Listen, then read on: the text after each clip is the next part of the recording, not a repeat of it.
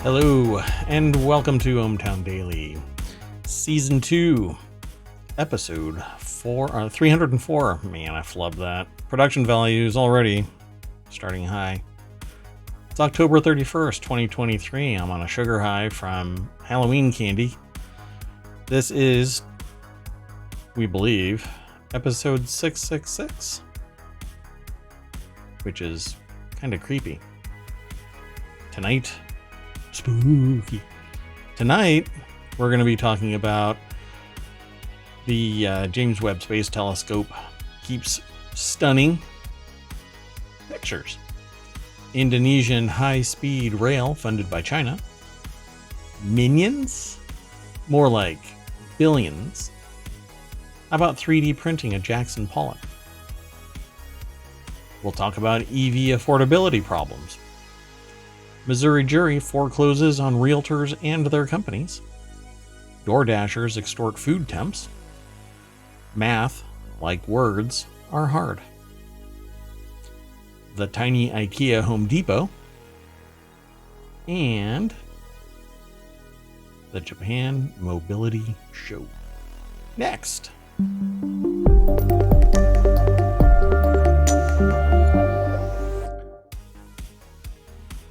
So what do you think?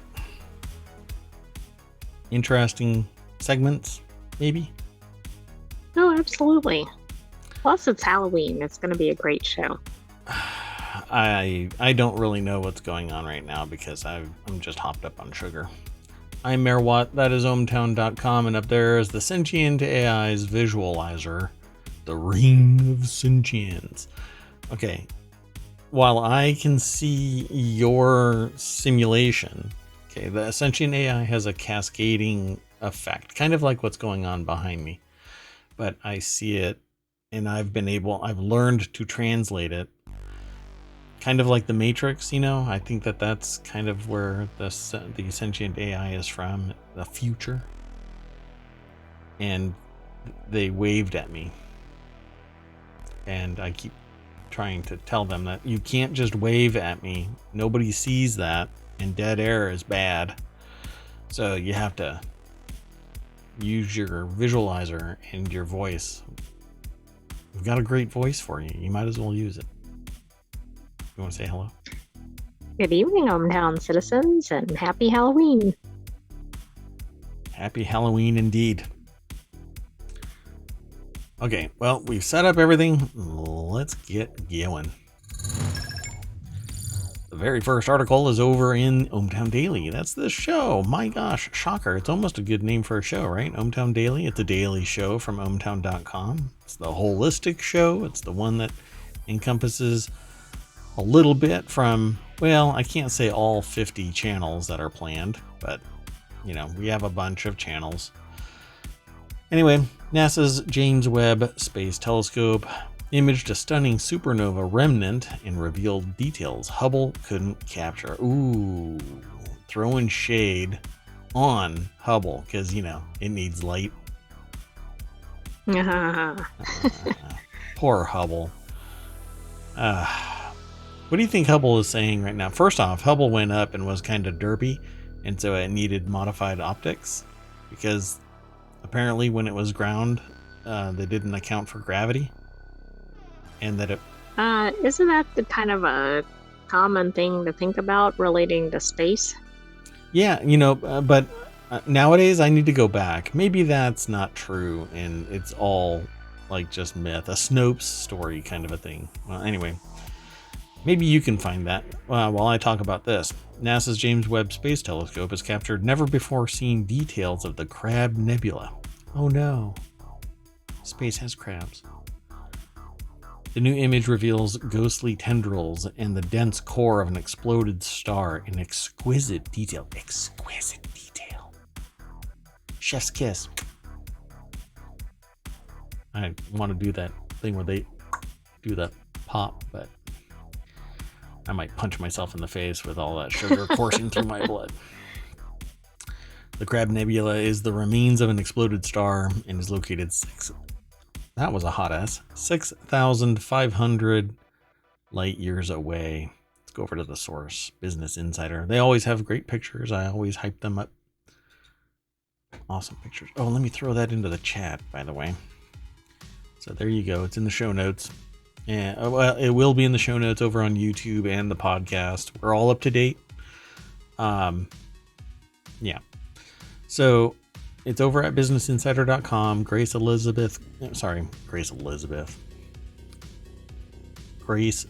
Eliza Goodwin and Jenny McGrath are the authors of this article, although all of the pictures are from NASA.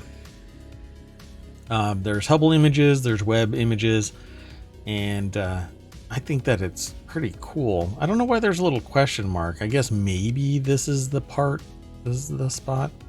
One of the features JWST reveals is so clear in the Crab Nebula is a dense spinning pulsar at the nebula's center. The pulsar isn't nearly as obvious in the Hubble image on the left. So all I see is a big red dot. A big red circle with a question mark. Apparently this is like night and day. I don't know. I see more. This looks a little more opaque than this one, but there's, I guess, more detail in the James Webb one. But these images are compressed, they're reduced in size, they're optimized for the web. So you really need to follow the links and go over and download from NASA the high resolution images. That's where you get to really zoom in on the details. And most of the time you need a better monitor than you have. I'm not speaking for everybody, but us average Joes don't have high resolution monitors usually. So the nebula is a gas cloud, dust, often formed from the debris of dying or exploding stars. The clouds are also cradles of new stars, with the gas and dust providing the building blocks for stellar formation. Stellar as in stars, not stellar as in that's awesome.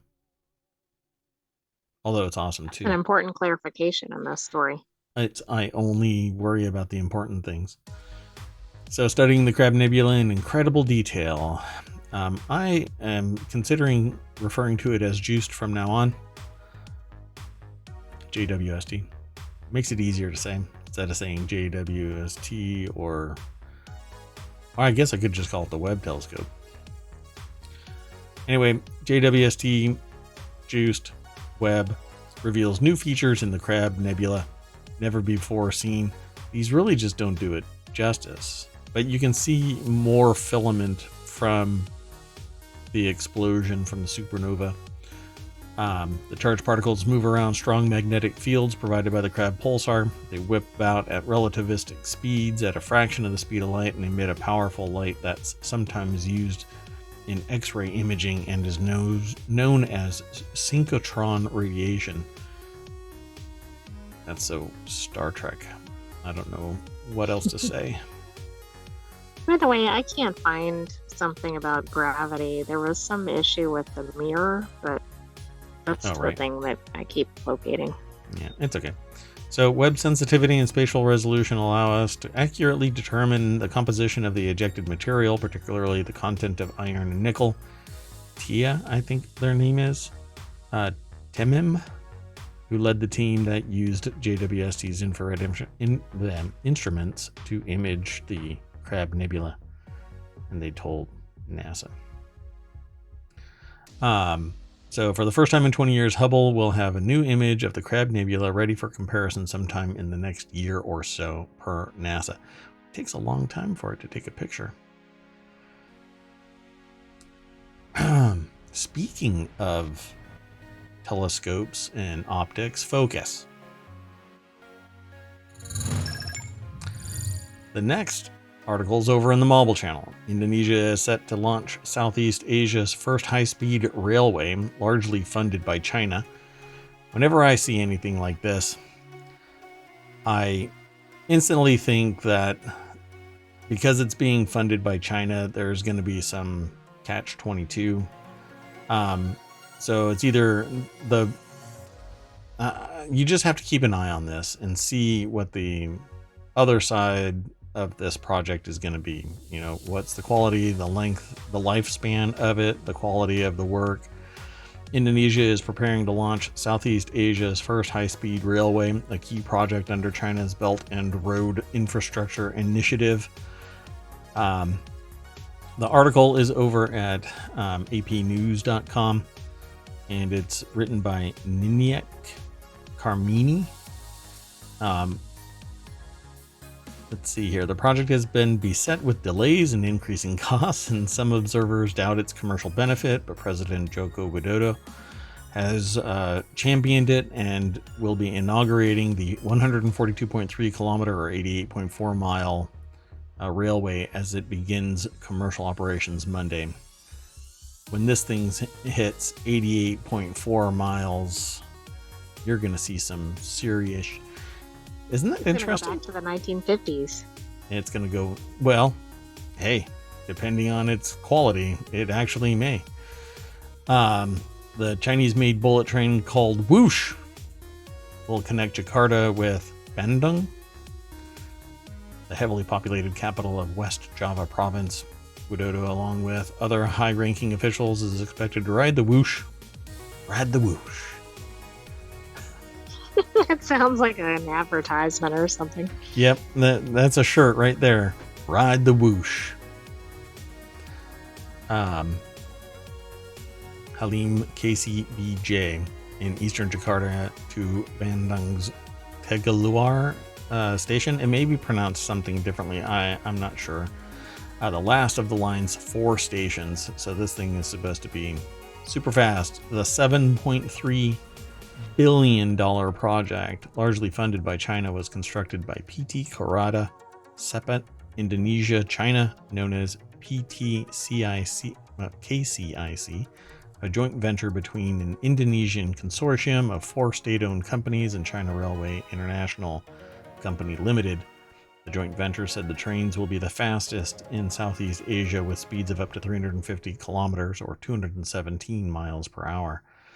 There's more in this article. You can go and check it out over at apnews.com. And to get there, you kind of follow that little road. All roads lead to ohmTown's Main Street. There you go. Follow that road. I guess Japan is not considered part of Southeast Asia. Because it's farther north. No, yeah. It's... Because that threw me off because that's probably the most well-known high-speed railway. Yeah, it's the bullet train. Not south enough, I guess. Let's keep going. The next article's over in the Hatch Ideas channel because it's about a business. McDonald's made a simple change to a cult favorite menu item. Now the sandwich is a $1 billion brand. The crispy chicken sandwich originally debuted on menus in 2021. And out of all of them, that actually is my favorite. They actually got rid of one.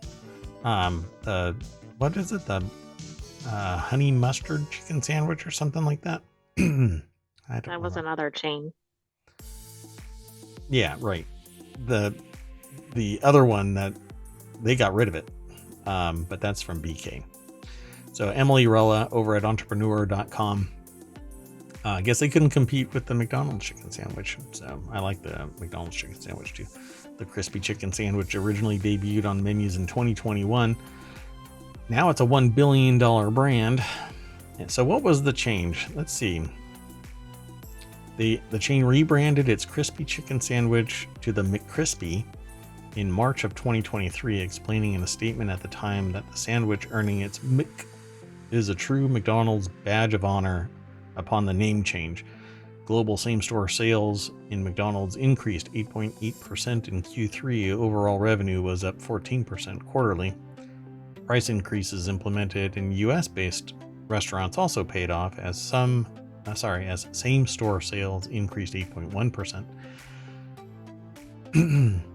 So they're making more money. The price has gone up, but the supply hasn't increased. The product isn't more expensive from the suppliers. Arguably, they may actually have a contractual lock on that percentage of, margin. So why are people paying more? Oh, I know why. Anyway, They had originally rolled out as the crispy chicken sandwich in 2021, which consists of a crispy chicken fillet made with all white meat, crinkle-cut pickles, and is served on a buttered potato roll. McDonald's was close to flat year over year as of Tuesday afternoon at just under 3.8% down. So I'm sure that they still have record profits. We'll have to see. So they didn't actually make any changes to the sandwich. They just changed the name. They gave it the McCrispy name. Yeah. From just a crispy chicken sandwich to a McCrispy. But it's something that, so this is the difference between brilliant business operations and stupid. So if you have a generic crispy chicken sandwich, there's no brandability. But the moment that you call it a McCrispy, everybody can latch onto that and say, I want a McCrispy. You can and they market know where to go get it, even if it's not at that place. It becomes brand recognizable, as opposed to gutting an entire company and calling it X when the lexicon says Twitter and tweet, and people know what Twitter is and what a tweet is and a retweet, and it's all brandable and marketable, globally known. Dipshit. No baggage. Let's throw that article into the chat and let's go on. The next article is over in Technology Today, reverse engineering Jackson Pollock with a new 3D printing technique. Thought this was really cool when I saw it. Thank you for submitting it. Can a machine be trained to paint like Jackson Pollock? More specifically, can 3D printing harness Pollock's distinctive techniques to quickly and accurately print complex shapes? Pardon me. Okay, so I don't think for a moment that anything about Jackson Pollock was pure intentional, calculated, tactical laying down of the paint. No.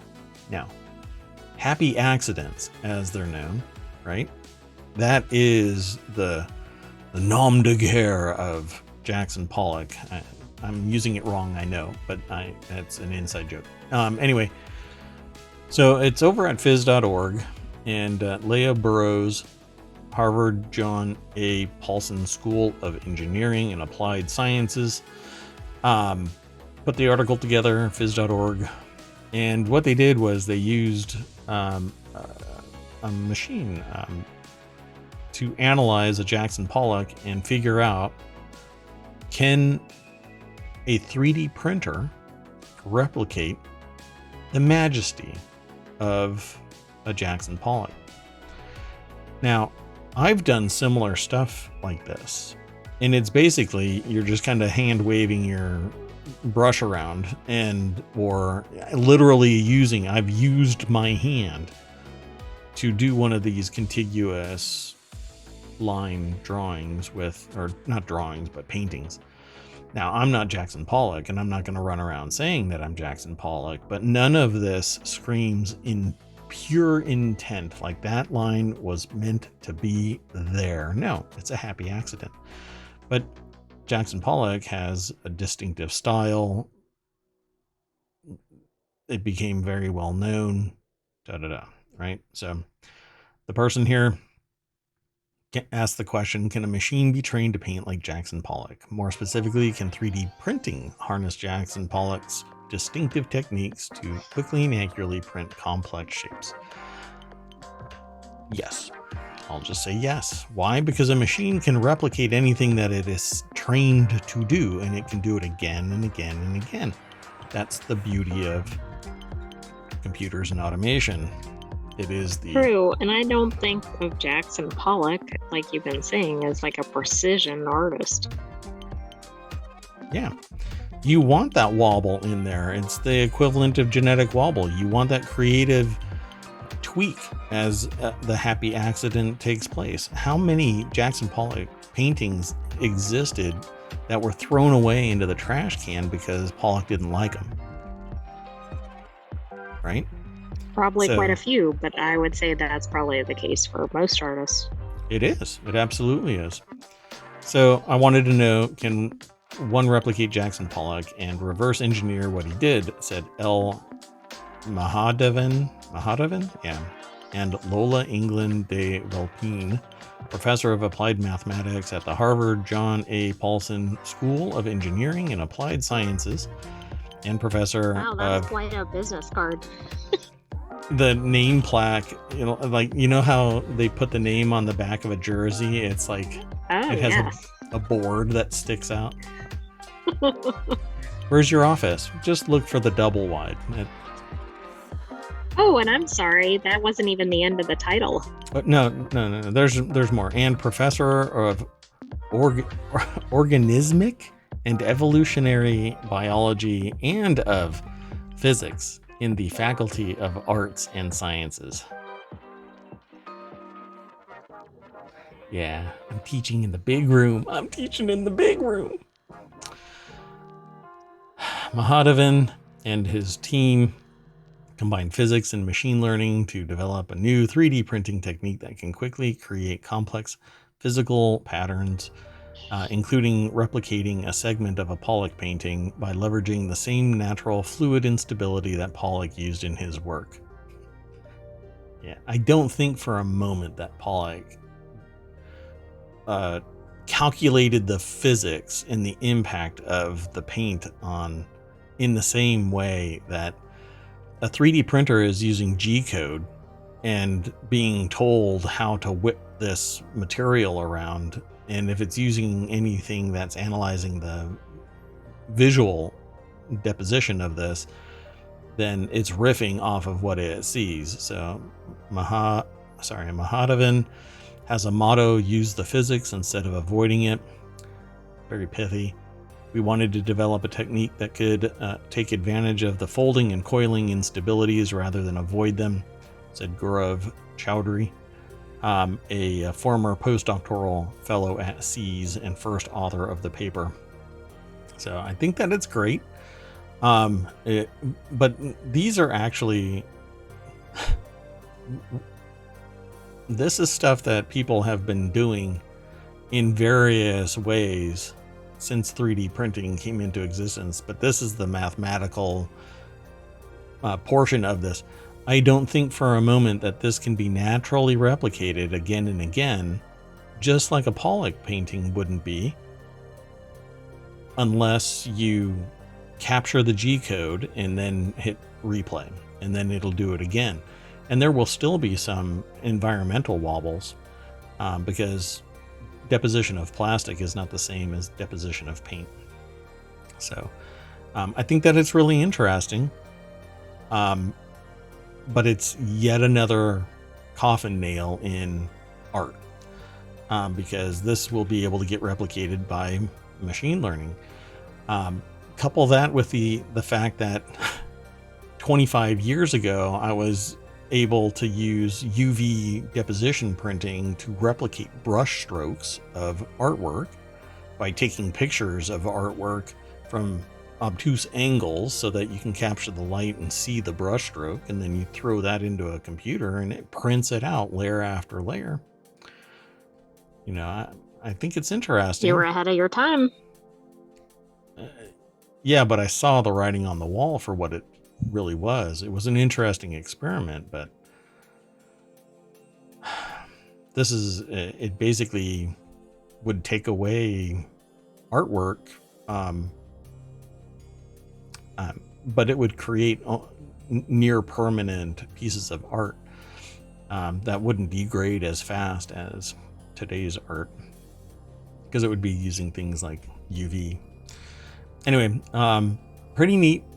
I love the idea of using technology. I hope that it gets evolved to enable people to exploit it for creative efforts, and doesn't literally take a Jackson Pollock type of job away from somebody, you know, true artist, no longer able to really capitalize on their skill because some bot is doing their work. Anyway, pretty cool. There's a video, by the way, so follow the link and you'll be able to see it. It's over on YouTube and it's called Reverse Engineering Jackson Pollock. Let's keep going. Focus. So the next article is over in ohmTown Daily. Electric cars don't have a demand problem, they have an affordability problem. Now, this is really just kind of cherry picking the creation of the affordability problem, because you can get less expensive EVs, but right, you don't have to get like a luxury vehicle EV. Well, let's not. It's very much so that an EV is a luxury vehicle, even at the low end, because of all of the bits and bobs that you have to have on the other side. You can't run an extension cord out down to your, vehicle if you're in an apartment complex. So you have to have charging stations. Charging stations are expensive. You also have to have a charging station in your garage if you want to charge it more than a trickle charge, which will drain by the end of your driveway when you back out. It takes forever with standard voltage. You have to get like 3-phase supercharger in your garage so that you can charge it each night, or be MKBHD. And so it says there's a lot of chatter about buyer appetite for electric vehicles winding down. Ford and GM have both cut back spending on their ambitious EV projects, but one of the biggest factors slowing down EV transition is affordability, not EV technology itself. No, I think the biggest problem is even the biggest champion for EVs still withers under the cold or extreme heat or long distance. EVs are not ready for prime time customers. They're only available for the mini commuter or the one who wants to slog through adding 8 hours worth of drive time or commute time to their longer distance runs, which it's just batshit crazy. So says, particularly for longtime EV skeptics, it's been easy to interpret all the recent talk of slowing demand for electric cars as a scathing indictment of the technology.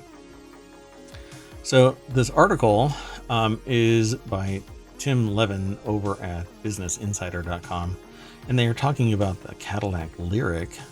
If they are talking about any other cars that are like this, of course it's going to be expensive. They're luxury vehicles. They're SUVs, for crying out loud.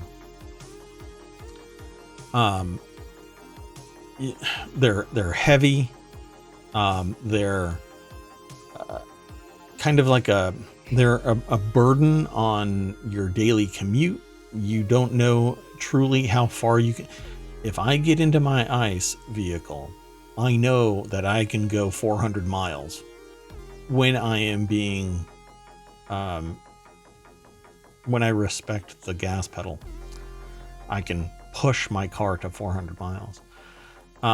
In an EV, I could be going downhill in a hurricane and I still only get 210 miles or 165 when it's freezing out.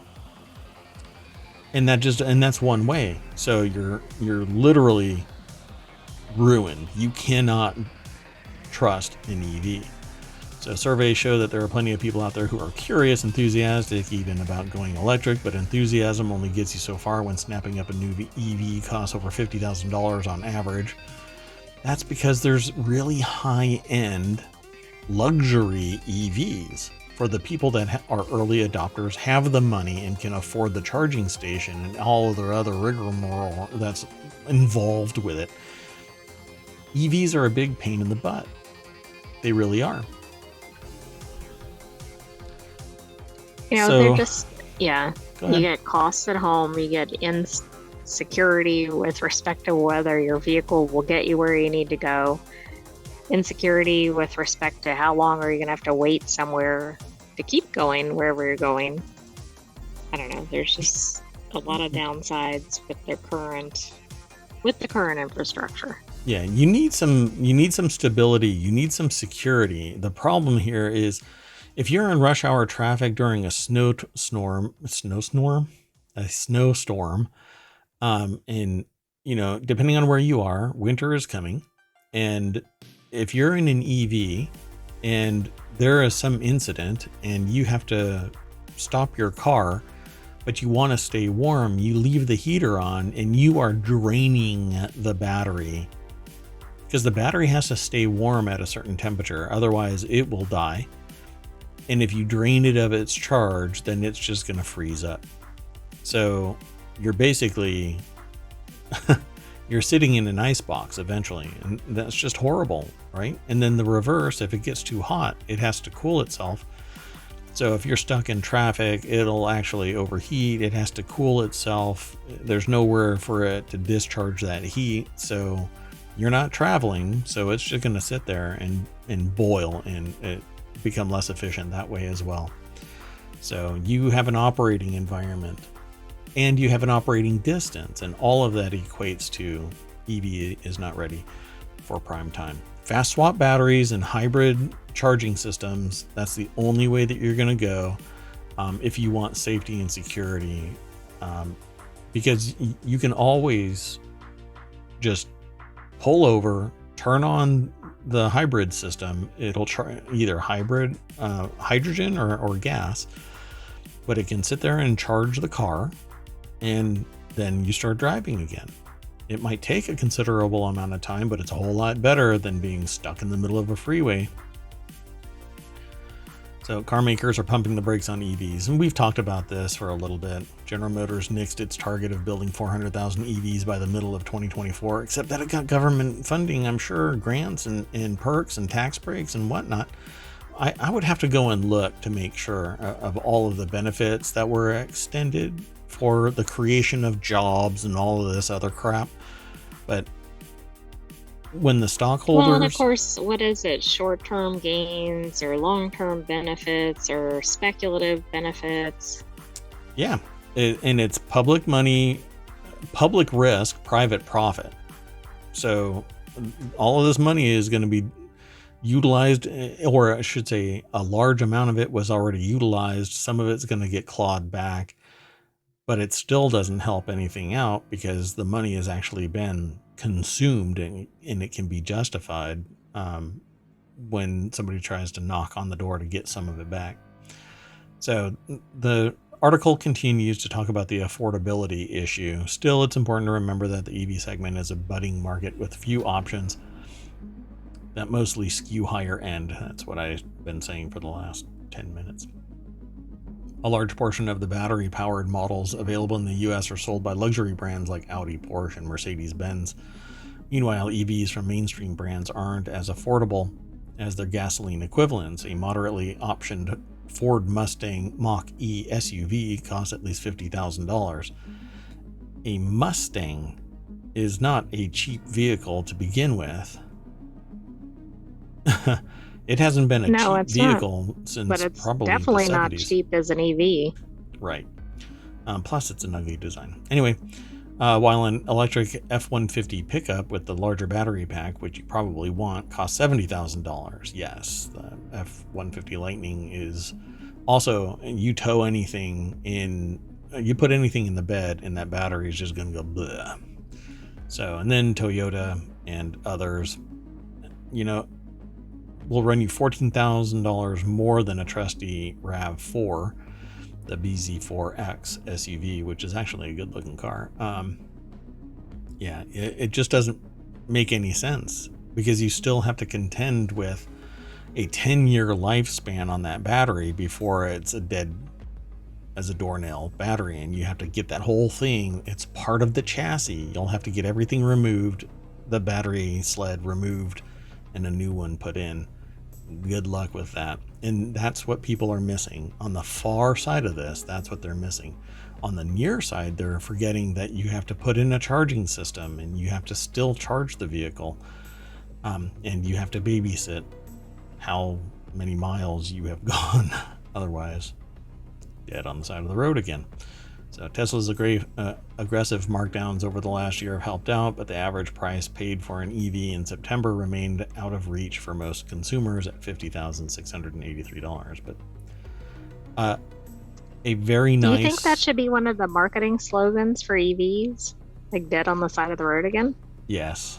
Yeah. That'll definitely motivate people. Yeah, I don't know. I just don't think that it's ready for prime time. And I've been saying it for 2 years in the show, longer outside of the show. But people are like, well, you know, we're taking steps, and as people adopt it, then the prices will drop. Well, no, because inflation is causing them to skyrocket. When you have to get a mortgage to buy a car, for crying out loud, when the I amount think of you money, could buy a house for cheaper than a car. It seems like it's not like that, but yeah, I don't know about that. Volvo said it plans to expand production of the EX30, a small $35,000 SUV that's coming to the US in 2024. Yeah, we'll see. No promises. I'm sorry. I don't trust anybody making these promises. So the next article is over in the Hatch Ideas channel.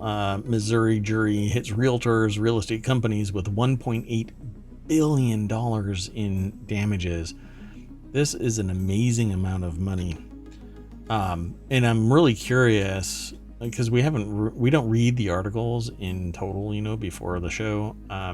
We see the little snippet and we see the headline and kind of judge a book by its cover. But it says the U.S. jury found that the NAR and several real estate companies conspired to artificially drive up the commission that home sellers pay to buyers' brokers.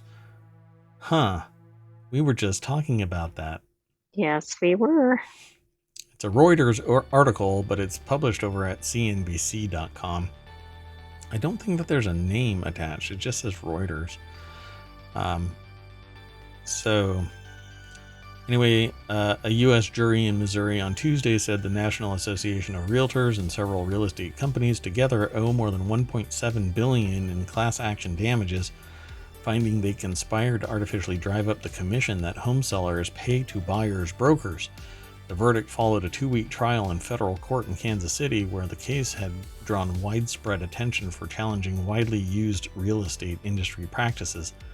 The jury award will be automatically tripled under U.S. antitrust laws to more than $5.3 billion, said Michael Ketchmark, the lead lawyer for the plaintiffs. Today was a day of accountability, Ketchmark said, and the exploding of my bank account. Exactly. They didn't say that last The part, windfall. The defendants also included Keller Williams and Berkshire Hathaway owned Home Services of America and 2 of its subsidiaries. This is kind of like the Arthur Andersen or Enron of real estate brokering, like they manipulated the market. But how much more money did they make? That 5.3 billion is the full price, because they say they owe more than 1.7 billion in class action damages, and that it's going to be tripled due to antitrust laws. Right, treble damages, yeah. Oh my gosh. I mean, if you're gonna have treble damages, you hope you're at like $50,000 or something. That is amazing. The defendants also include Keller Williams and Berkshire Hathaway owned Home Services of America and 2 of its subsidiaries. The class members include sellers of more than 260,000 homes in Missouri and parts of Kansas and Illinois between 2015 and 2012. I don't know why that's flipped, but it might be 2015 and 2022. So I'm not sure. Yeah, that would make more sense. I don't know why it would be backwards. Yeah, we'll have to look into that. So Home Services said that it was disappointed by the verdict and planned an appeal. Keller Williams spokesperson Daryl Frost said the company would consider option for an appeal. This is not the end, Frost said. Ooh, chilly words. Dun, dun, dun. So it's really interesting because we were just talking about this. The plaintiffs claim the association and corporate defendants drove up the commission upwards of 6% that home sellers pay to brokers representing buyers. The home sellers called the compensation rule a market-shaping and distorting rule that has severe anti-competitive effects. I was told at one time why that even existed, and that it was standardized to limit or to mitigate gaming the system, and like discounting or not offering up the Like it same was level just of a effort. standard thing. Yeah. So yeah. I mean, I guess that makes sense. I did just do a quick calculation, and that's over 19,000 per person. Yeah, which, on average, I guess if the amount of the commission is 6% split amongst the brokers, that's your average deck in the United States, So the home sellers called the compensation rule a market shaping and distorting rule that has severe anti-competitive effects. But like I said, the idea behind that was to make it so that there wasn't any motivation by offering the broker 4% or 2.5% or whatever and play this ball game. And the brokers are supposed to offer the same level of effort depending on regardless of the price. It's kind of like an attorney. I will give you the best possible defense, yet if you pay me $100,000 versus $5,000, you can bet your bippy that I'm going to be working a whole lot harder for $100,000 than, So, hey Z, welcome to the show. Is that a technical term? Bum bum bum is what Z said. Yes, bet your bippy is a legalistic term. You can look it up. It's part of the arcane language of lawyering. I'm not a lawyer, and even if I was a lawyer, I'm not your lawyer. So if you want to talk about law generally, I'm cool with talking about it, but I'm not offering any advice. Go talk to an attorney. Okay, let's keep on going. This next article, this person is named Daryl Frost, but that's what's going to happen with your food if you don't tip DoorDash. It's over at ohmTown Daily. DoorDash now warns you that your food might get cold if you don't tip. Isn't DoorDash the one that's taken heat for all of no pun intended, for all the fees on top of it? Yeah. And not just that, but if you don't tip well enough, there's been a lot of public outrage, like from the people that are doing the DoorDashers. Oh, right. Like posting yes, exactly. that. It ebbs and flows, the amount of attention that happens. But what's really funny about this is DoorDash is warning you that your food might get cold if you don't tip well. So your food's being held hostage. That there's like a back channel that if you're a bad tipper, then what? Your food is the last to be delivered or something like that. Yeah. If ever, I feel like it'll just end up not getting picked up or not getting delivered. But like, why is that person doing this gig? But I get it. If you're surviving off of tips, and that's really the problem.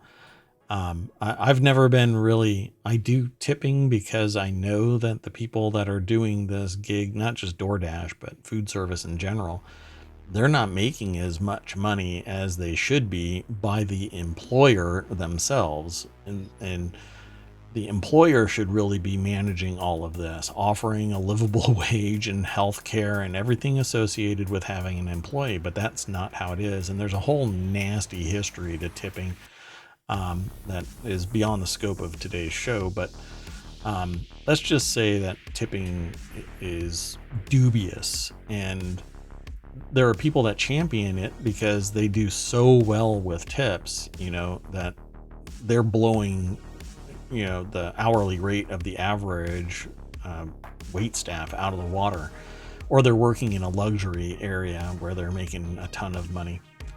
But most people that are working in food service with tips involved are, paycheck to paycheck kind of existence. Z says, imagine if we paid people enough to live. Yeah, well, you can't have billionaires if we pay everybody what they deserve. And that's a crazy concept. Yeah. Actually caring about humanity. No, you can't do that. So DoorDash has added a pop-up in its app this week warning customers that orders with no tip might take longer to get delivered. It's so twisted. Okay, wait. Isn't the craziest piece of this the fact that it's at the corporate level? This is one thing if it's an individual driver. This is a corporate policy.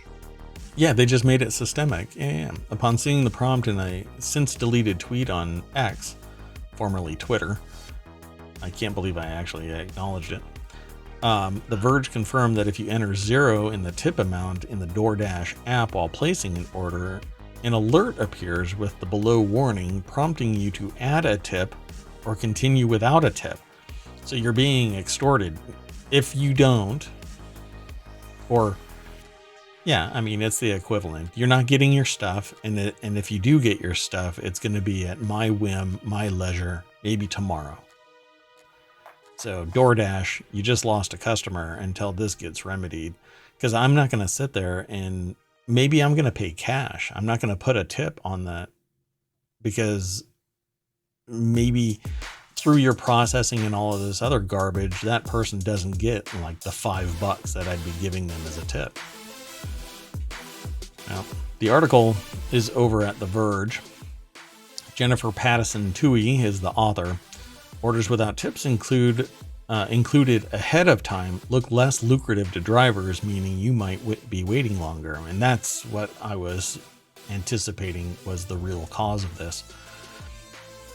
And it's because the meal isn't paying for the wage. It's paying for the meal and the owner of the business making their juice, but not squeezing enough for everybody to take a sip.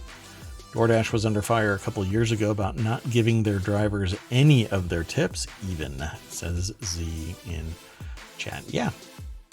I'm not surprised because you have to claw for everything. You can't trust that the business will follow through with its promise. They're going to have to change their name if they're going to follow this, like the DoorDaddle. DoorDaddle.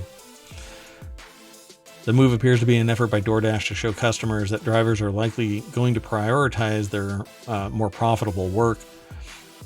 According to DoorDash spokesperson Jen Rosenberg, the prompt is, quote, something that we're currently testing to help create the best possible experience for all members of our community. Well, no, let's be clear, only to the high tippers. Oh, yeah. I mean, how about you start firing people who don't perform their job in a timely manner? It's all about work product. It's all about doing your job. If you sign up for this, prioritizing somebody who tips more, you don't know on the other side of this if there's going to be a cash tip or not. I think that it's just a little skeevy. I mean, it says if they don't see a tip, they may choose not to take the job. Okay, then somebody else will. But if the tip is the only way that a DoorDasher or DoorDash driver makes money, then why does DoorDash exist? There has to be something illegal about it, but people apparently don't have a problem with it. Well, isn't it like some of the lawsuits that we saw? I think it was related to Uber. Yeah. Like whether the people were employees or not. Or and contractors, I assume right. DoorDash falls into that same category. Yeah, it just sucks. I've never stiffed anybody. In fact, today, as a matter of fact, went through flaming hoops to make sure that they got compensated because their point of sale system, not DoorDash, but another restaurant, their point of sale system truncated the purchase so that a tip wasn't even afforded at the time of the payment.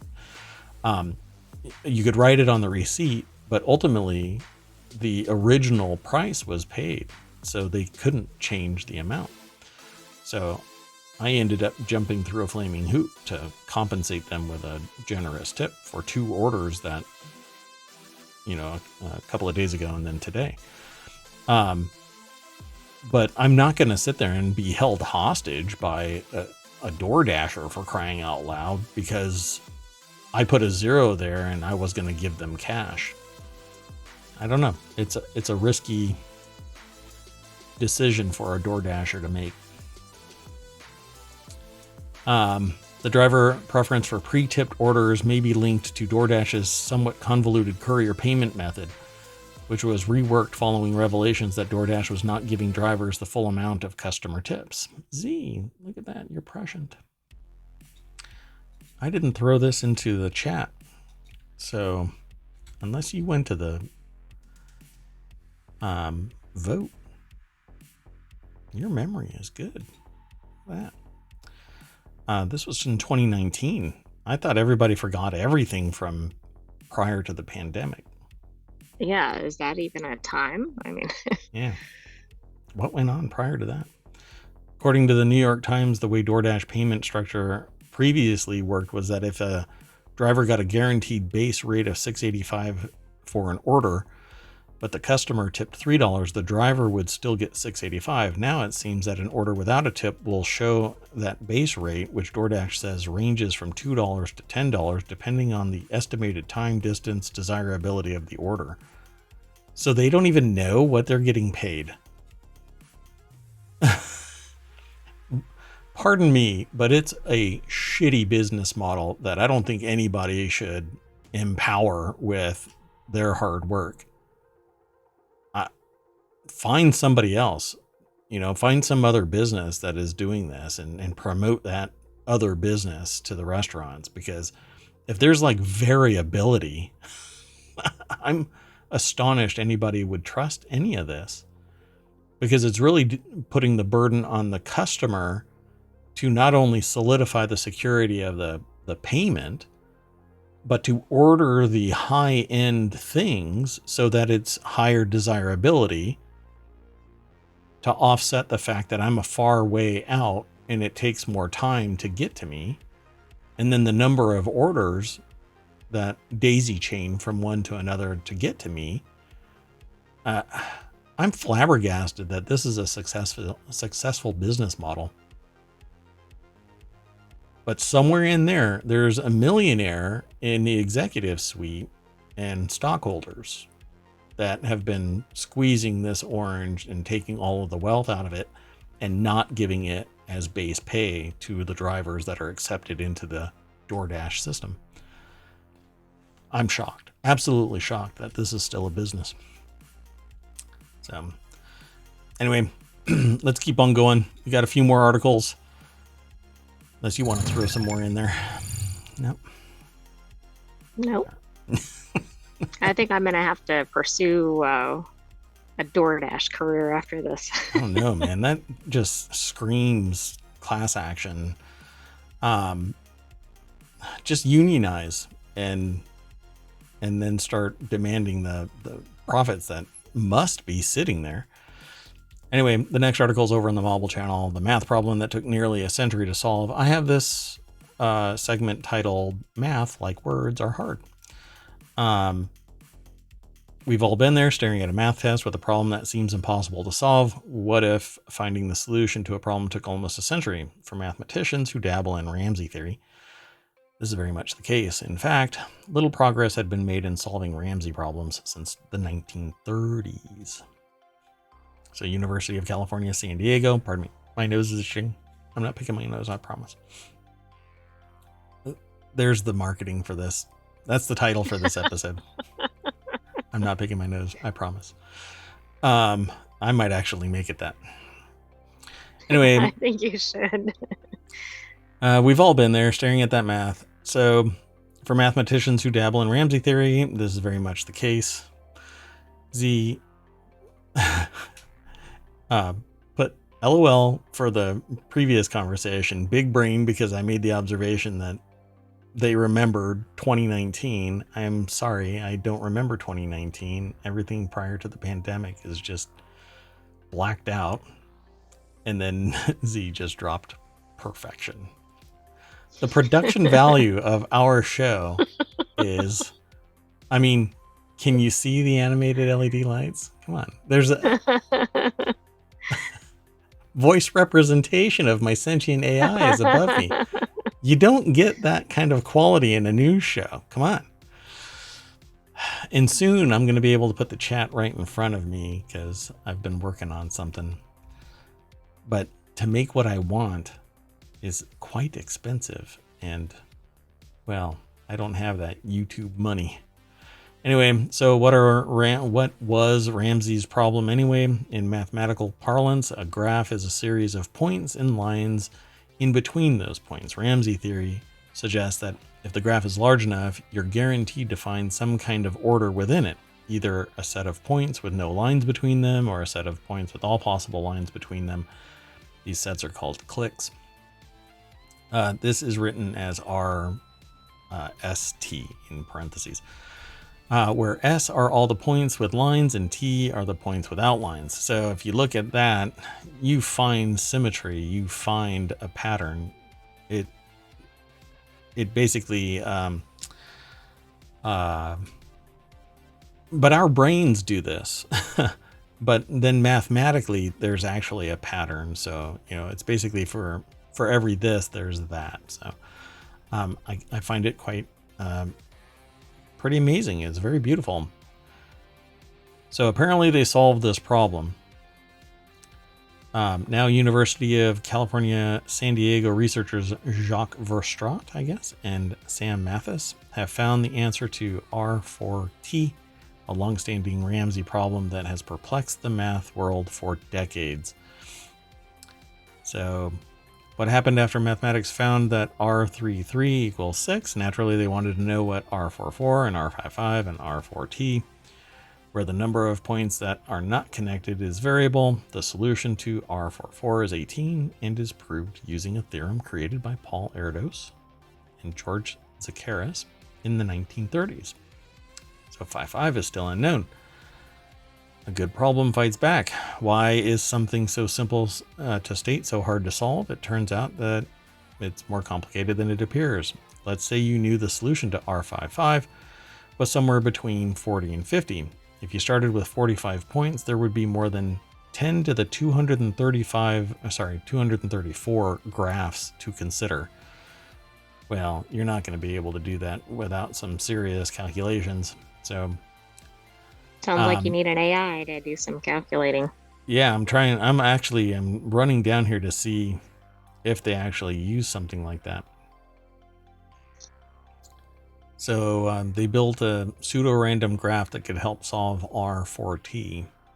He began pulling in different areas of math outside combinatorics, including finite geometry, algebra, probability. Eventually, he joined forces with Mathis, a postdoctoral scholar in his group whose background was in finite geometry, and it turns out that the pseudo-random graph we needed could be found in finite geometry, Verstraete said.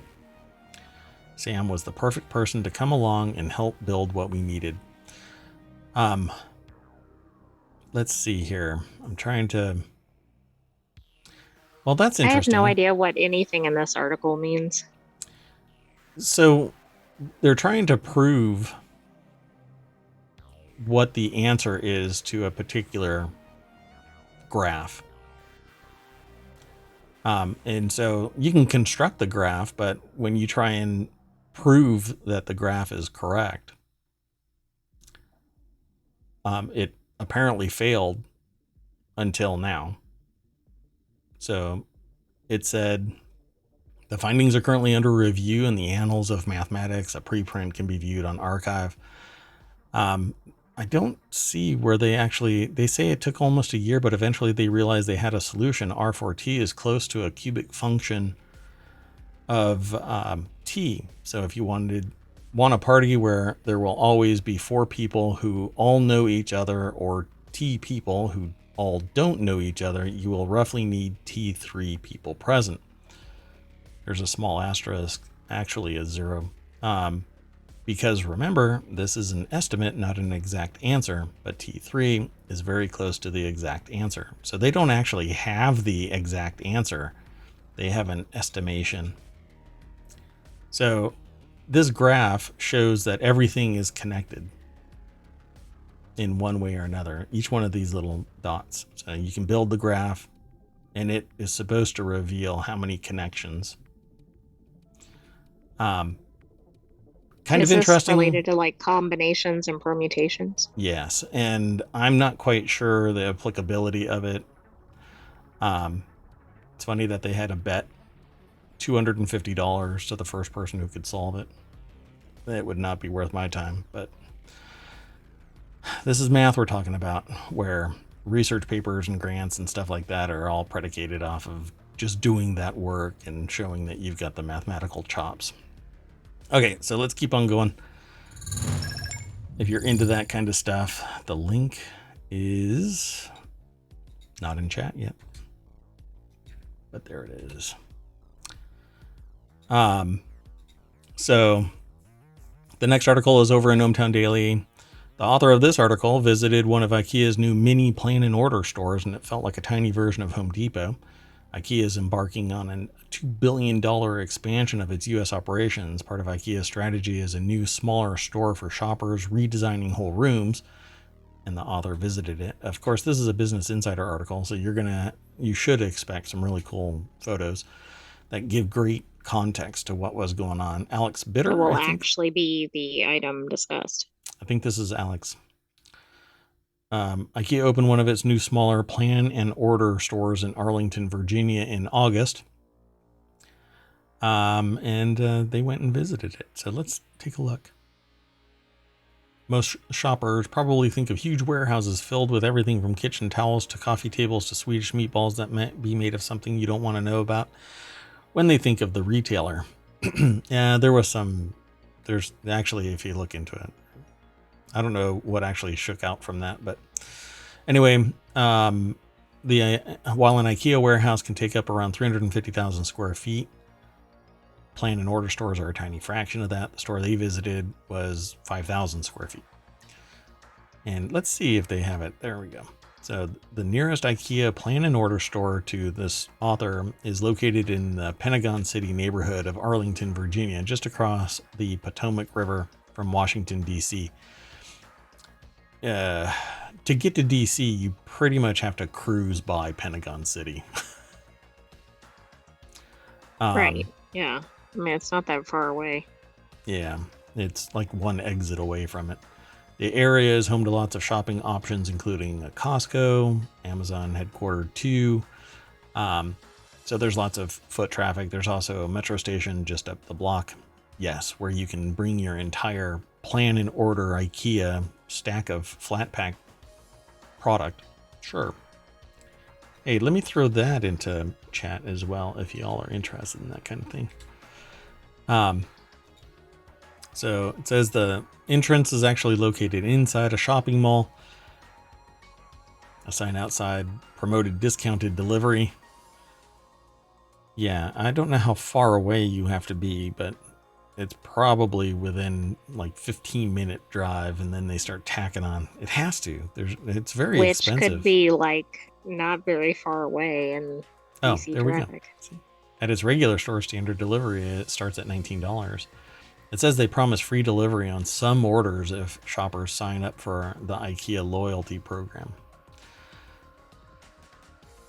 So, fully furnished kitchen awaited as they headed into the store itself. So this is the kind of thing that you basically can buy everything that's in here. Tables, chairs, even the crockery and hood, and even the microwave, it looks like. Pretty much everything. Cabinets. It says even the countertops. Yeah, it's pretty amazing.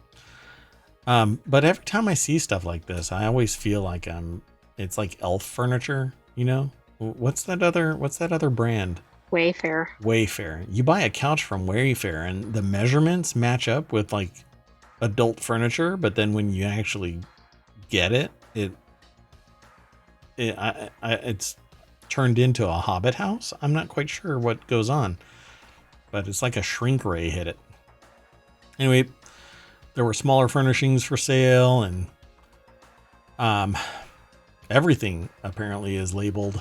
You need a Vardigan. Yes. I'll be sure to put that on over my shirt. Yes.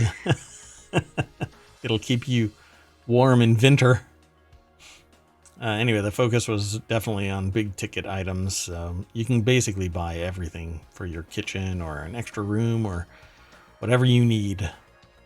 and you just say, okay, I want this, this, this, and this. Seems neat, but smaller versions of it make it easier to place in more places.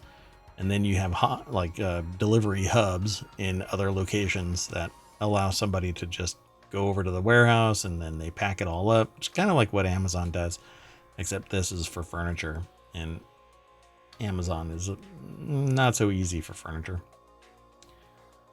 But yeah, all kinds of stuff. It's definitely looking like a Home Depot or Lowe's, that's for sure. It's pretty neat stuff. Oh, it's really looking like a Home Depot or Lowe's now with the flooring samples.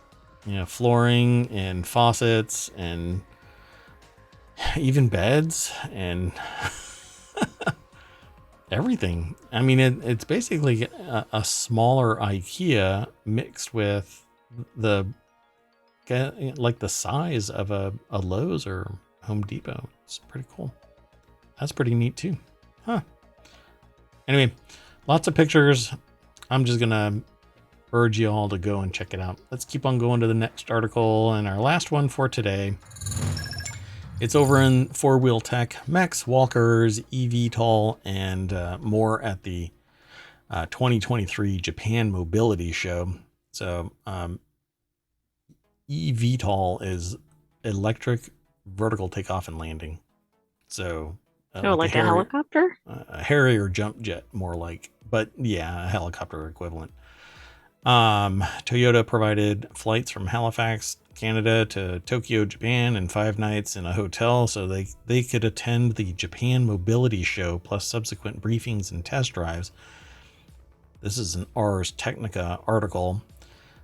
The latest trend in auto shows around the world is to convince us that there aren't auto shows, and this is the Mobility Show. Evan Williams over at arstechnica.com put the article together. The deck statement says, as the auto show tries to reinvent itself, Japan lets some interesting ideas loose. Why does that look like it's from Star Wars? It absolutely does. I was actually thinking it looked like a ride from an amusement park, but that could track with that as well. It has little legs that, it's crouching now, but I can imagine this thing standing up and walking across the floor like out in the desert.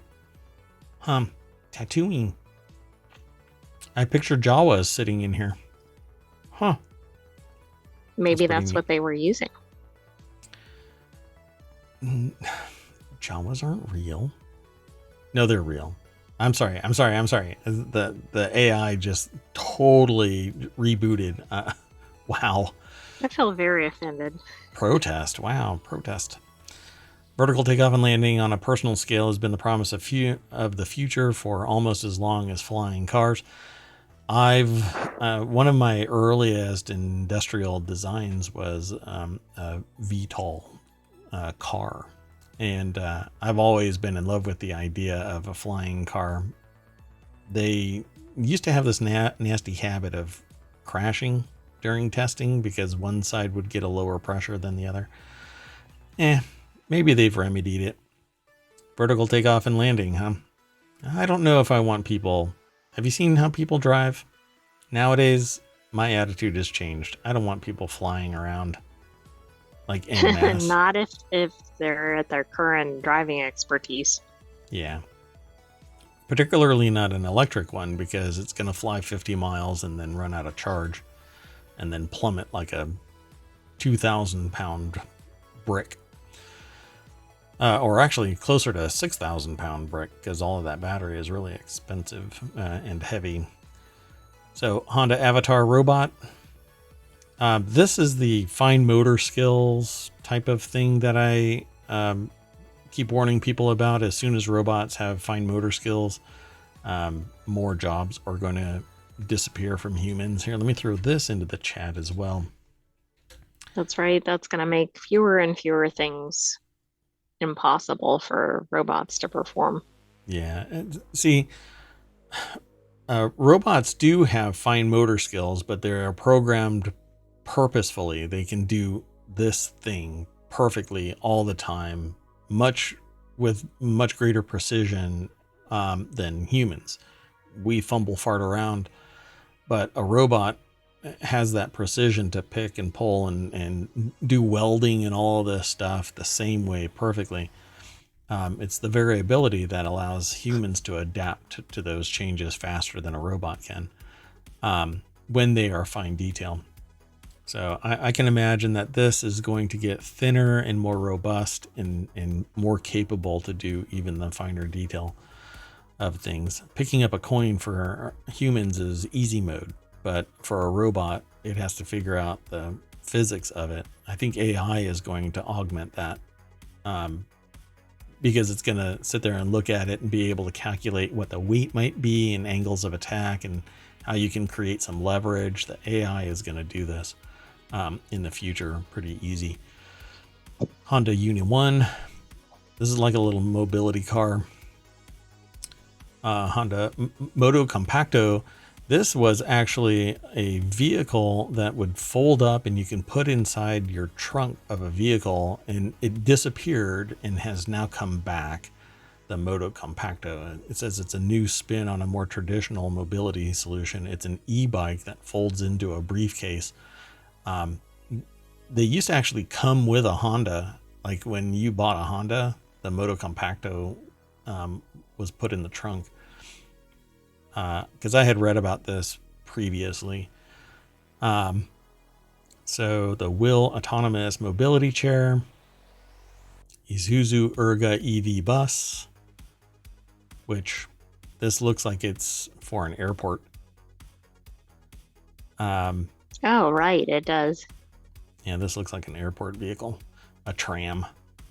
The Mercari Poimo. Looks like it's inflatable. Interesting. Oh, you could ride around at the show in them. This looks pretty cool. Suzuki Mokuba, the MOQBA. Covered mobility on land, water, air, and we'll start to see on land and upstairs. MOQBA, the Mokuba, is a tiny electric motorcycle that can walk upstairs alone or in pairs. Almost very sing-song in nature. As long as the stairway is wide enough. This looks cool. This is something that you would see in anime, you know, and it would transform into a power armor. I dig this. Suzuki all electric outboard concept. I don't trust battery powered stuff. Not when I have to rely on it, and being out in especially not on the water. Yeah, I don't know. So there's a lot more of these vehicles out there, or I should say pictures of these vehicles on this website over at Ars Technica. We're almost towards the end of it, but I'll let you all go and check it out. The IAT Automotive Technology T-Mad is probably the most badass vehicle that you can get at this place, and I want it. I'll have to buy another house just to park it in a garage by itself, but this is pretty cool. It's an all-terrain beast mode of a vehicle. Z says fancy. This? Yeah. It actually looks like an old school Avalanche, but with so suicide doors open towards the back of the car. But what is it when they do it? This isn't Gullwing. It's kind of like a Batwing? I don't know if that's how. I don't think that's what it's called. I don't know what that's called. Where it's like French doors where they open in the middle out, and there's no B pillar. There's nothing in there. This has to be a concept because I don't think any safety regulation would allow this thing to actually hit the road without that middle pillar. So you have the A pillar, which is the windshield. You have a B pillar that is typically behind the driver, and then the C pillar is behind the rear passenger. But there's no middle pillar in there. That's pretty cool. So anyway, I love this vehicle. Nobody else has to. It's good enough for me. And then this little vehicle here, the Toyota Space Mobility Rover, this looks like a rat rod that I would love to have in the garage. Just go zooming around whenever I want. But it's the Toyota. It's been working on a lunar rover concept project for a few years yet now, according to the author of the article. Looks like the lunar cruiser engineers may have needed to relieve some more stress. That's the only explanation they can think of for the space mobility prototype. I don't know, man. This is pretty cool looking. It's a dune buggy for the moon. Right. It actually kind of looks like a tractor to me. Oh, yeah. It kind of has that tractor feel to it. Yeah, I can see that. Like the exposed, like old school tractor with the... those are suicide doors or coach doors. Yeah, see, I thought that suicide doors were just where it opened from the front to the back, not open like that. So yeah, coach doors sounds right. Yeah. Anyway, suicide doors, because when you open the door, it would actually catch you. You wouldn't fall out. And so you would go over anyway. You can't get out. Dun dun dun. Physics. Anyway, then they have a bunch of other stuff. So little bots, and I'm gonna just tell y'all to go and check this stuff out. It's all cool. Oh God, see, if I keep scrolling, I'm gonna keep on talking about this stuff. The Sansai SR02. The author writes, okay, now for the really fun stuff, the out-of-the-world products we expect from Tokyo. Sansei SR02 is a mobility device from the future. It's already in production, sort of. Sansei Technologies isn't a car maker or a mobility company. It's an amusement ride manufacturer. So it is. I bet you they got to mention it. Star Wars right there, looking right out of Star Wars. It seats 4 and can walk around with either a ride operator with a controller or by the rider. Expect to find it at Tokyo Disney, out in Tokyo traffic. Showgoers could stomp around in the SR02 in the Tokyo Future Tour, a part of the hall dedicated to showing a vision of what the world would look like with the right tech. Displays in the exhibit ranged from a fuel cell train car to this SR02 and beyond. Well, I know where I want to go next year. Daihatsu Mo. I think that I've seen either this vehicle in another design, like another build of it, but let's see if I can predict that it uses natural fiber materials like corn instead of plastic and metal and stuff. So let me see if it actually is like that. No, it's a different vehicle. So this isn't the typical modular vehicle though, where an automaker can quickly adjust the platform to make new shapes. It's modular like Lego. This is kind of something. Toll, hello. Welcome to the show. Toll says hello to the AI as well. Hello. Hello. So it's hilariously confused face on the wheels that grabbed their attention, along with on-site 3D printers that were in the process of producing new baubles for showgoers to stick on. So I guess you could just attach things. This is actually something that I've been a proponent of. I don't like the idea of modern cars with the complexity of changing things out, and I like a more dynamic environment. So I'll tell you a story where basically ran into each other, one right on the heels of the other. So I had a vehicle, and somewhere along the line, the air conditioner condenser went bad, but to change it was a $200 part and $1,800 worth of work. And then my turbo went out, and it was a $1,800 part and $200 worth of labor. So no matter what you do, you spent $2,000 because the complexity of the material or the complexity of the work, one or the other. So I love the idea of being able to just walk up to it and clip it on. Now, I understand that that ease of use basically turns it into a thief's dream because they can just walk up and remove something. Or if it's not strong enough, bound together, you get in an accident and the whole car just destroys itself like a Lego car accident. Right, you just crumple. So I don't know what this thing is actually going to shape up to be. Like you get in the car, you drive around, get in an accident, and the occupant is the crumple zone. Tsubame. I've actually heard of this before. Industries, the Arcax. This is the one that we talked about previously, where it looks like it's a mech, but it's actually just... Right. We just featured that. Yeah, we just talked about this.